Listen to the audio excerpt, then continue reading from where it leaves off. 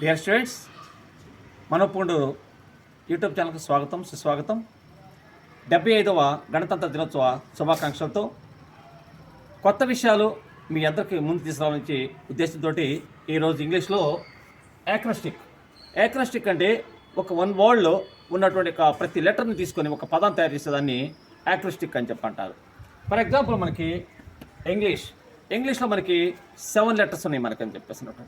ఆ 7 లెటర్స్ తోటి ఒక్కో లెటర్ తోటి ఒక వర్డ్ తయారు చేయడాన్ని ఫన్నీగా విద్యార్థులకు చాలా బాగుంటుందని చెప్పేసి వాళ్ళని దృష్టిలో పెట్టుకొని ఈ యొక్క యాక్రోస్టిక్ గురించి మీకు ఈరోజు తెలియజేస్తున్నాను.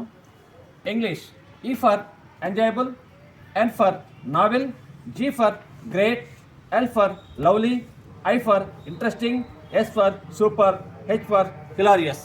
ఇలా పిల్లలకి చక్కగా మనం యాక్రోస్టిక్ గురించి చక్కగా చేస్తూ మీరు లాంటి యొక్క ఫన్నీ గేమ్స్ తయారు చేస్తారని కోరుకుంటూ మీ వద్ద సెలవు తీసుకుంటూ శామ్యూల్ తెలుగుతాడు.